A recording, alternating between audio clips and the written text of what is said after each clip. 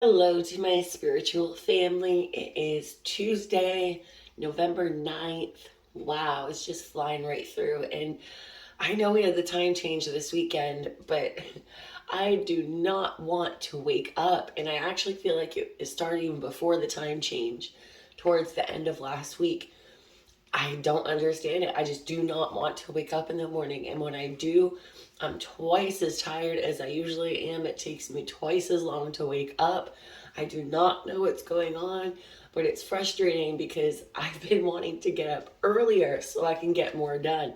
And generally, after I wake up to get my 4-year-old ready and my husband drops her off at preschool, usually I stay awake, but not only today and yesterday, but the last couple days of last week too, I've been going back to bed until my twins wake me up. So I'm missing that me time in the morning, and it's kind of sad, but hopefully I can just start getting my butt in gear. Okay, so today we have transition. What a beautiful card. Let's see if we have any more quotes from Oprah in here. A Gothic stone portal marks the boundary between two distinct worlds. Standing off to one side, an etheric crowned figure has lowered her bow as she gazes into the distance. Her wings, though gossamer in appearance, are strong enough to carry her effortlessly into the sky beyond. She senses no danger and is peaceful in the knowledge that everything in life has a natural cycle with many beginnings and endings. Clusters of roses and forget-me-nots, symbols of enduring love, hope, and remembrance surround the scene. The presence of this card indicates change and a transition between two chapters of life, inevitable endings and new beginnings, and the integration of a more expanded cycle involve letting go of the past to make way for new growth and transformation. Whether challenging or welcome, the open door of transition is inescapable. This card invites you to trust in the greater plan and move forward in the spirit of love and hope. Be honest about old ways of life that no longer serve your highest potential and concentrate on what you need to be balanced, vitalized, and connected to your spiritual center. Okay, so you guys are probably like, what in the actual heck? Like, 2 months ago or just a few weeks ago, she was talking about rebirth and transition and transformation and change, all of this just a couple months ago. Well, that's the thing. Once you become aware of your spiritual place in the world, you really start to see that it is constant. It is constant. And especially for myself, being a healer, this last year, I have had more transitions and rebirths and new chapters than I could even begin to explain to you.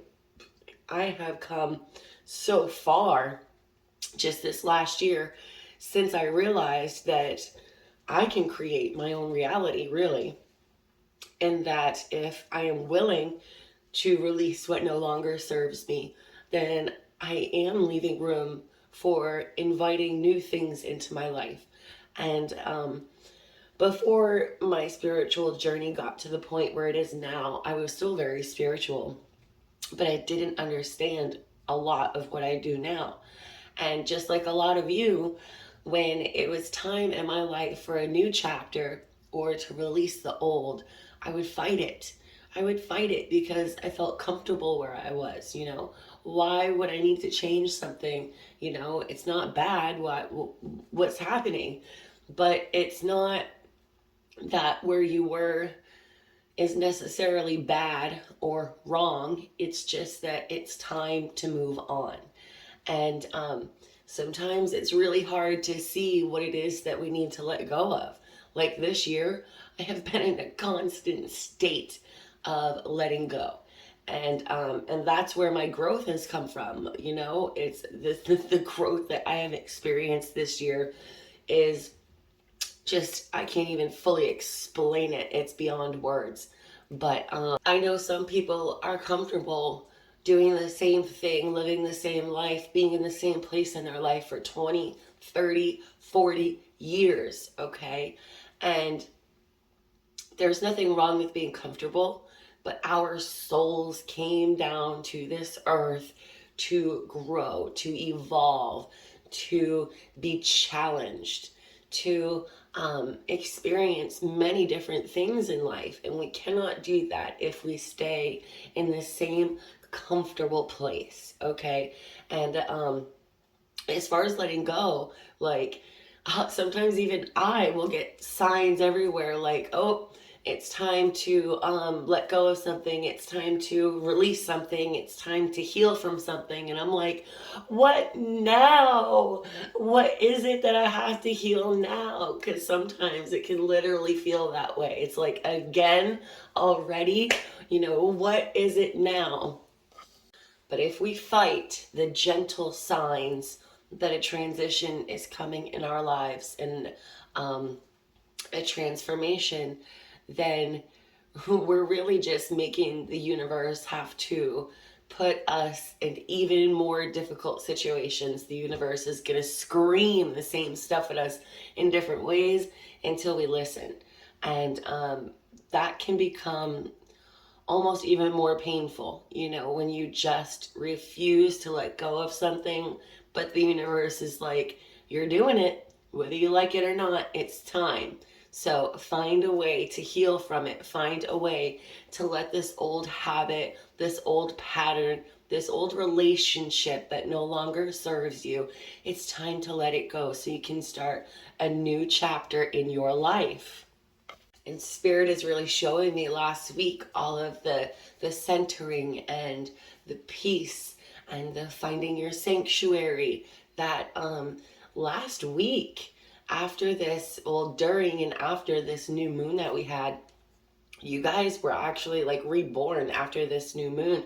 Many of you are in a huge transition for a brand new chapter in your life. And it's absolutely beautiful if you can go with the flow and you don't fight it and it doesn't feel like spiritual punishment, because it's not. It's soul evolution. It's moving on to your dreams, to bigger and better things, to things that you never thought were actually possible or obtainable in your life. The universe wants you to know that you are worthy. You are just as worthy as the next person to bring great things into your life. But in order to do that, there's always something to let go of. Always, always, always. So you are being asked today, what is it in your life that you need to release so you can really transition into this new start, this brand new start in your life? It's really beautiful, actually. And I love how I guess she's an angel on the card. She's just kind of like sitting there with her bow. And it explains that she is standing between two worlds. Now, personally, myself, back in August, I felt that I was standing between two worlds. I knew that I wasn't fully out of one world and I wasn't quite yet in the other world. And I was in this in between. And it can be nerve-wracking because the future is unknown. You don't know what's coming. But in my soul, I knew that it was going to be grand. I knew that it was going to be wonderful. What I didn't know is that I was going to have to go through physical pain and everything that I had to deal with in September with my stomach in order to come out on the other side. But when I was in those moments of insurmountable pain, I was really able to release things that no longer served me. And unfortunately, I had to be in that pain, that amount of pain, in order to really surrender, in order for my faith, which was already strong, to become even stronger. So there's always the darkness before the dawn, okay? So what I'm seeing here is that your dawn is coming. If you have felt like you have been in the darkness, The dawn is coming. The transition is happening, okay, right before your very eyes. So my advice to you would just be not to fight it. And let's see what else we have from the Starry Beginnings affirmations. I open my heart to feel. And just the other day, what did we have? Like, I see with my heart or something along those lines. And in this transition that you're in, you must allow yourself to feel, okay? Because if you block yourself from feeling, you're not going to not only not transition, but you can't go backwards. So you're going to be stuck in the in-between, stuck in between these two worlds, okay? If you don't allow yourself to feel, some people live years and years and years of their life in the in-between, okay? And it's because they don't want to feel whatever it is they need to feel so they can let go of it. But instead of not feeling it and pretending like it's not bothering them, pretending like they're pushing it to the back of their mind and blocking it and forgetting it, they're actually feeling it every single day of their lives, okay? In their behaviors, in their attitudes, in the way that they treat other people. And this is because they're just not allowing themselves to feel it so they can release it, so they can get out of that in between, guys, okay? So don't be that person that doesn't allow themselves to feel, okay? In order to release and to let go, you must open your heart. It's very, very important. And I'm not saying it's not going to be painful, but you've probably already been going through it leading up to this point. You've been contemplating on it all last week. It's why you were asked to find your sanctuary. And all last week was literally getting you to center yourself so that when it was time to feel this, that you were ready, that you would be ready for it. So this is very beautiful that a lot of you, many of you are going through this rebirth again. I say again, but the one, that was a couple months ago might have only been for some of you, and this might be for others of you. But let me know in the comments. Do you feel this is you right now? Does this message resonate with you? Do you feel as if you are going through a transition in your life right now? Let me know. All right, so I believe that is all that I have for today. Yes, it is. I have a busy day, so I'm going to start getting some stuff done. Love, light, and blessings, and I'll be back tomorrow, Spirit Fam. Bye.